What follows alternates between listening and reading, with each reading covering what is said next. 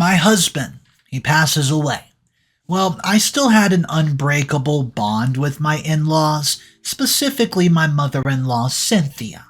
Well, they actually invite me to come over and stay at their house. After my husband passed, they wanted to help me with my children, and also, I should mention they're filthy rich. Well, guys, get this.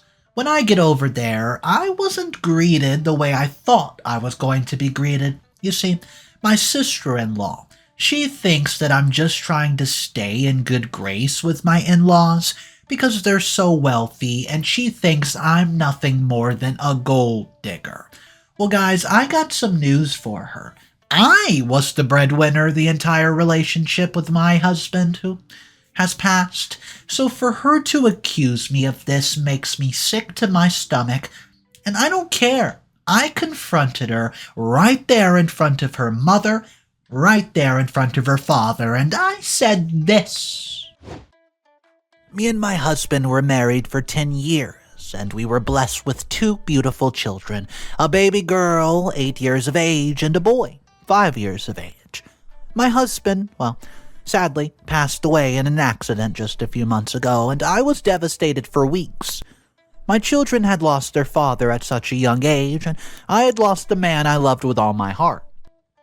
I'm not sure what would have become of me if I didn't have my children to fall back on and keep my mind preoccupied. I'd quit my horrible job as I was unable to tolerate my overbearing boss and the loss of my husband. The funeral was another painful reminder that my husband was gone. I had shed tears with my mother-in-law, Cynthia, a woman I'd grown to love over the years due to her kind and sweet nature. She was the mother I never knew I needed. As I grew up in a single-parent household with my father, my mother passed away shortly after my birth, but my dad did the best he could by making sure I did not feel her absence so much. He would tell me that it was not as difficult as he'd feared, but that my hitting puberty made his job as a father a bit uncomfortable.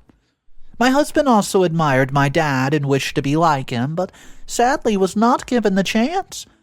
I'm sorry if it seemed like I got carried away.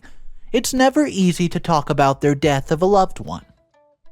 Weeks after the funeral, I got a call from Cynthia. She asked about my plans to provide for the kids, and she knew I was unemployed, and I revealed that I planned to talk to my dad about it first, as he knew a lot of people who could help out with a job. The only catch was that I and my children would most likely move out of state, just to live with him. Cynthia then invited us, the kids and me, to stay at her place and assured me that she'd help out with my job hunting.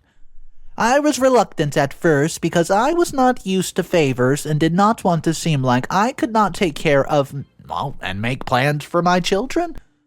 I knew she would insist, and eventually I agreed. One of the reasons I did that was to please Cynthia, and another was to give both myself and the kids more time before we had to adjust to a new environment. Yes, I still planned to stay at my dad's. Soon enough, we moved in with Cynthia and my father-in-law, Mark, who had just gotten back from a business trip that he'd left for soon after the funeral. Mark was a distant but friendly man. He occasionally just played with the kids despite being busy. Cynthia, on the other hand, doted on them a lot, and my children began to adore her. She was also really helpful with my job search, as she got me 2 interviews when I could not even find myself any. At some point, I decided to abandon my plans of moving in with my dad and opt to go home instead. The odds of getting a job were in my favor, and I could easily take the children to stay with Cynthia during the weekends while I worked. I just had to stay with my mother and father for a while. The only downside was having to deal with Rebecca, my sister-in-law. We never really spoke in the past, and I respected her because she was my husband's older sister. In fact, she was more or less a stranger to me and my children. I tried to befriend her multiple times in the past by visiting, calling, and even asking her to dinner. There was always one excuse or another, and I stopped trying after getting the message. So it was not a surprise when she came over and got upset after finding out that I was now living with her parents. She made mention of the, quote, fact that Mark and Cynthia were too old to have kids running around the house. I told her I was invited to stay for as long as I needed to, and she accused me of ignoring my responsibilities so that Cynthia would give in and help me out. Well, that made me pretty mad, and we began to argue. Cynthia, who was the only other person in the house, came from her bedroom and berated Rebecca, who left in anger. Other than that, things were okay. The kids were happy and I was comfortable, and that was until I was having breakfast with Mark and Cynthia 2 days ago. My children were at school and Cynthia was fawning over my pancakes, though I'd just gotten a recipe off the internet. Mark then asked if I planned to move out soon, and I found the question absolutely disheartening, and I began to think I'd somehow became a bother. I managed to answer, telling Mark about my interviews and a job offer I'd received the day before. He reminded me that the kids were my responsibility and that I was wasting time adjusting after his son's death. Well, I was absolutely shocked, but I managed to eat what was left of my breakfast before leaving for my last interview of the week, and it seemed to also help that Cynthia was absolutely fuming when I left. Well, I don't know, at least she understood how I felt. When I got back that day, Cynthia told me she had an argument with both Mark and Rebecca. I was surprised when I heard her mention my sister-in-law, but Cynthia said that she talked to Rebecca, who was Mark's favorite, hoping she changed his mind, and instead Rebecca was passive, saying Mark had done nothing wrong by asking what he had done. I wasn't surprised, but when I could not sleep that night, I called both Rebecca's words and those of my father-in-law, and realized that they had said the same thing. I forced myself to get some sleep because I did not like where my thoughts were leading. Yesterday, Mark announced that there would be a family dinner, a tradition we abandoned since my husband passed away. The next day, which is tonight, he looked at me when making the announcement, and I have this sinking feeling I'm going to be a topic of discussion. Well, Rebecca came over early today to help out since I would not be around, and she told me to have a good time at work. I hope I'm not the only one who finds that odd. I'll be leaving for dinner soon, and for some reason I'm filled with a sense of dread. Am I overthinking things? Maybe my father was simply interested in my well-being and that of my children. I'll post an update soon, and I hope it's positive. What's up, everybody? Mr. Reddito here, so today's story is a drama. We do have 3 updates to hop into. I hope you guys are having a great day. If you want to support the channel, smash that subscribe button for daily videos, and let's jump into update number 1. I know, I said I'd post an update 2 days ago, but I have not been in the best state of mind since the disaster after dinner. As it was a family dinner, myself and my children were there along with Rebecca and her daughter, and my mother-in-law and father-in-law. After eating, the children left to play in their room upstairs, and I joined my father-in-law, mother-in-law, and sister-in-law in the living room. Mark's attention was briefly on Rebecca as they talked about her husband who decided to start up a business. Soon enough, Mark turned to me. He asked the same question he asked the last time, and before I got a chance to answer, Rebecca brought up the notion that I most likely decided to stay with them permanently, since they had enough money to cater for me and my children. Cynthia tried to speak on my behalf, but Mark stopped her, which further increased my anxiety. I told them that I'd finally accepted a job, which was the truth, but I accepted it mostly due to their increasing pressure from my father-in-law, and that I'd need some time to save up and move out. Rebecca was skeptical about my plan, and she made mention of that to my father-in-law, and he surprisingly took my side, which caused Rebecca to frown. I think I knew then that she was the reason Mark had been acting differently. I suspected it earlier, but I was not the type to jump to conclusions until I was sure of myself. Rebecca then made mention of my husband's will, which was read out to me a few months ago before I moved out of my house. I decided to save up all that money, which by the way was a substantial amount, for my children's schooling, and work in order to pay the bills and provide for them. Cynthia made mention of the fact that the money was none of Rebecca's business, but Mark was apparently interested as well, as he went on to ask me what I did plan to do with it. Rebecca makes this snide comment about squandering it all for myself, and that was when I opened up and told my family that I'd saved it up for my children's education. I'll admit that I said that in hopes that Mark would admire my decision, but to my surprise, Mark advised me to use a bit of the money until I was financially stable. He said he would take care of the education of his grandchildren, but that the living expenses were a priority for now. At that point, it was clear to me that my father-in-law had no intention of ever lending me money, and I doubted that he would keep to his word regarding my children's future education. If he eventually did, Rebecca would find some way to change his mind anyways. So I politely refused his offer and pleaded to stay for some time.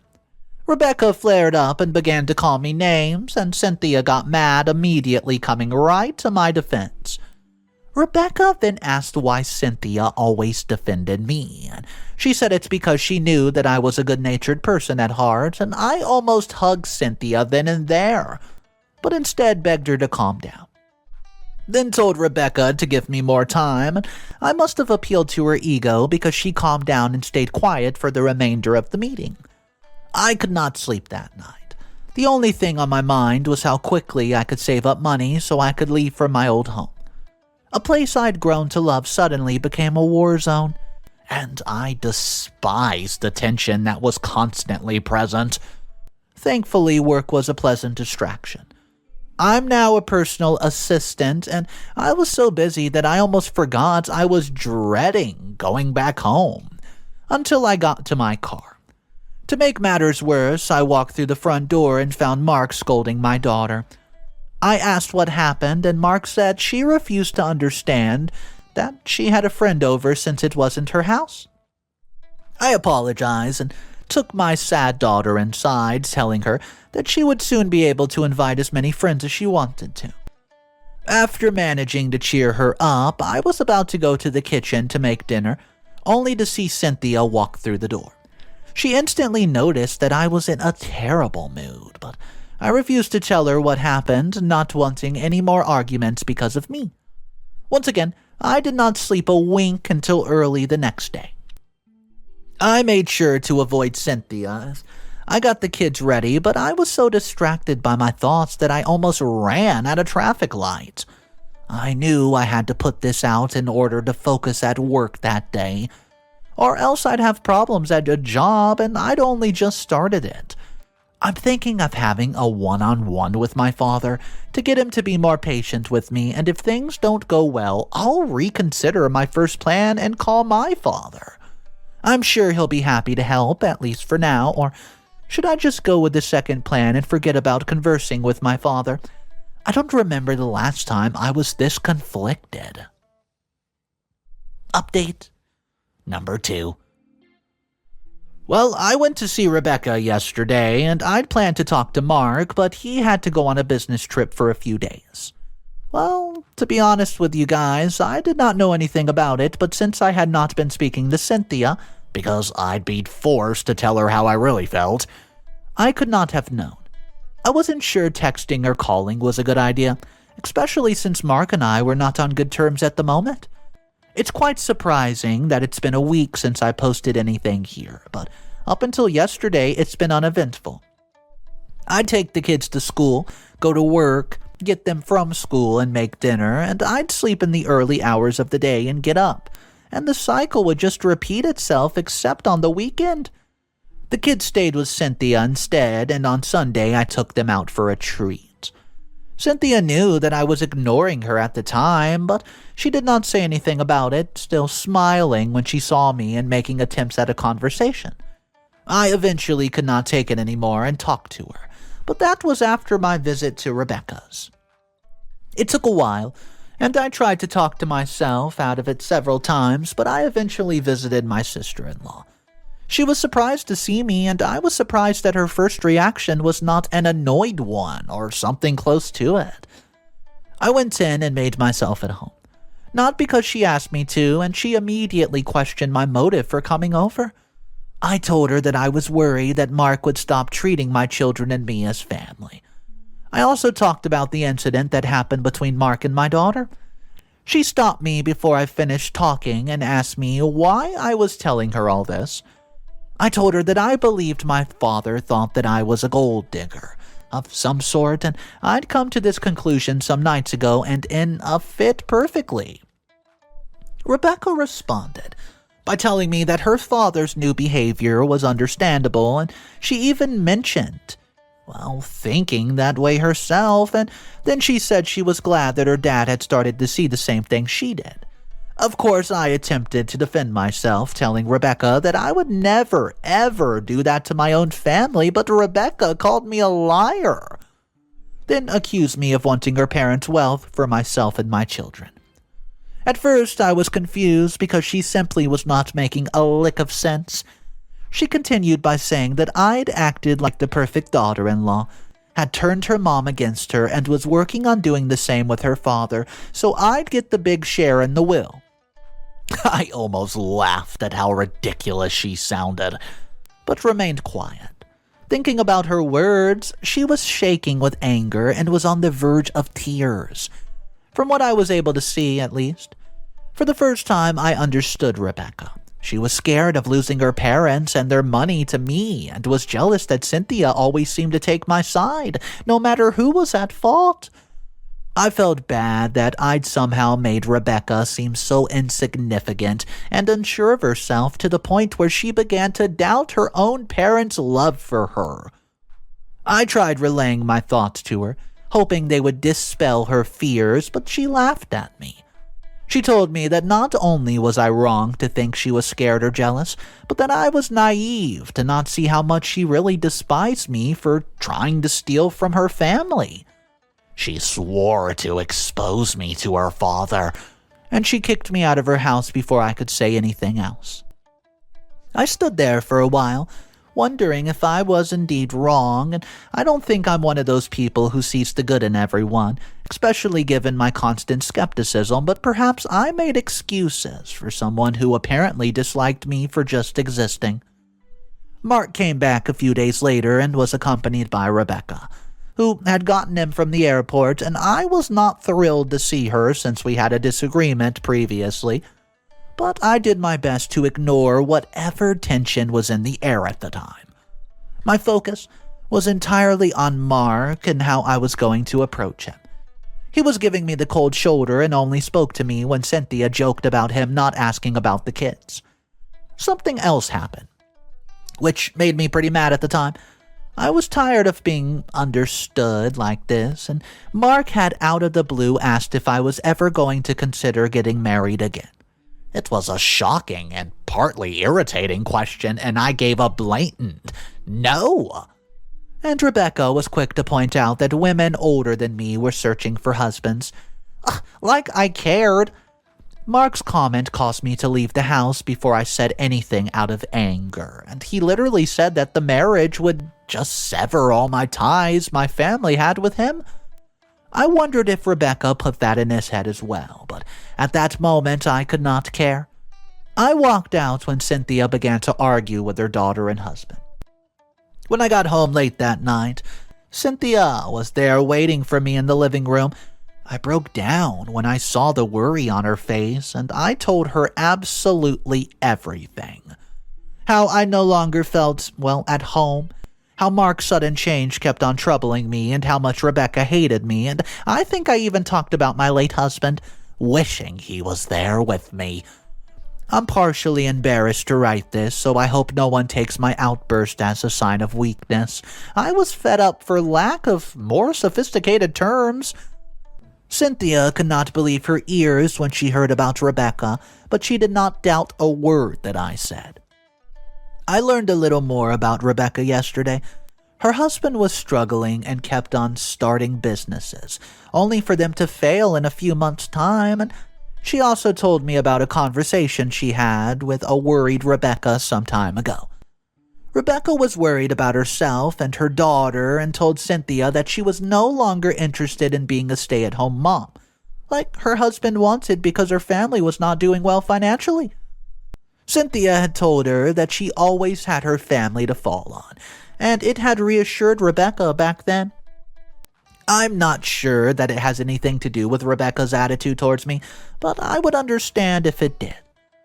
I then relayed Rebecca's threat to her, and she said she'd help convince Mark that I was not after the money.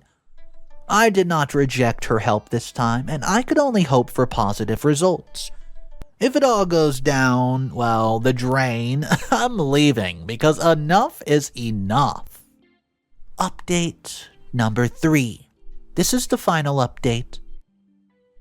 Maybe I should not have said anything to Cynthia. I managed to go ahead and get my father to see that I did not care about his money or how much children would get out of the family's inheritance.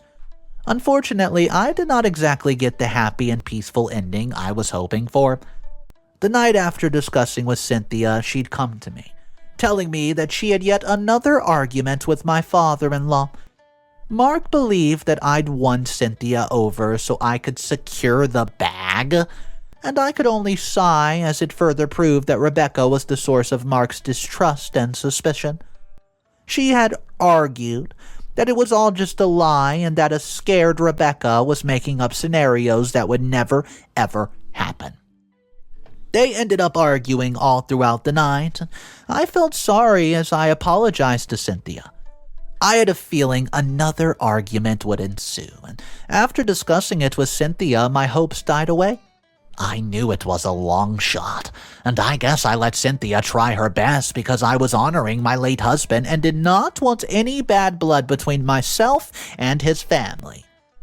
But I tried, and I'm tired of being in a home that makes me feel unwelcomed most of the time. The next day, I moved back to my former home with my children and left my father a note on his desk. I relayed everything to him, excluding, Rebecca's threats, and promised to take good care of my children, all without his money. My neighbor, bless her soul, had helped me look after the house and gather my bills, and I made a note to start on them before I gathered any unwanted attention. The kids settled right in, though they missed being with their grandparents, and I appreciated the fact that they did not make too much of a fuss out of it. We had stayed over at their grandparents' for a little over 2 months, so the house seemed a bit strange, to me in particular, but it was my home. I called Cynthia later that evening and was amused when she begged me to come back. She understood my plight when I decided to move back to my house, and despite herself, supported my decision. I told her that we would visit regularly and that she was always welcome at my place. To my surprise, Mark called me about a week later. He said he had read my note and that while he still had his doubts, he would stop accusing me at the very least. That was more than enough for me, and in glee, I invited him and Cynthia over for dinner the next day. Now, I'm not sure what happened, but I guess my in-laws and sister-in-law had an argument because Rebecca came over the next day during dinner. She refused to come into the house, and I did not bother insisting, not wanting her parents to see her in the state that she was in. Well, she congratulated me on turning both her parents against her and promised that I would not get $1 out of their money. Her words, not mine, and I reminded her that she was still her parents' daughter and would definitely be the recipient of their love and money, but she would not hear me out. And as luck would have it, my father stepped out at that exact moment, and to cut a long story short, Rebecca no longer has a share in her parents' wealth. After the shock of seeing her father wore off, she told him that she would not be a part of his family as long as he respected me as, his daughter-in-law. A furious Mark agreed with her, then went further ahead to add that she would not get anything out of his money as long as she was not a part of his family. Mark and a sobbing Cynthia left soon after, leaving me with Rebecca. I promised her that I'd talk to Mark and get him to change his mind, but she took a long look at me and walked away, then drove off. Deep down, I think I made matters worse by saying that, but hey, I'll keep to my promise. Mark and Cynthia will still keep in touch and we visit on weekends, but Rebecca is still a touchy subject. I hope this eventually becomes a thing of the past. Well, it just seems like Rebecca was absolutely ruthless in this story. Guys, I would like to hear from you in the comment section. Let's talk about this because there was a lot going on. First of all, what do you think of Mark's opinion? He seemed really flippy-floppy. It seemed like half of the time he was in support of OP, and the other half, well, he was in position to say Rebecca was in charge. However, OP's mother-in-law always had a strong bond with her, so this story was all sorts of drama. I do want to know, if you were in OP's very unique position, what would you do? Guys, drop your comments down below. I just think it's so sad that OP's husband passed and she had to deal with all the turmoil between her in-laws when she was just trying to get her life back together. I want to hear from you guys like I said, so drop your comments down below. If you're new to the channel, my name's Mr. Reddito. I narrate and animate stories every single day. We cover a lot of topics. I try to find stories related to mother-in-law disputes, inheritance dramas, affair partners, you name it, we cover it. I hope to see you guys tomorrow, and just remember, you never know what someone's going through, so it's cool to be kind. See ya.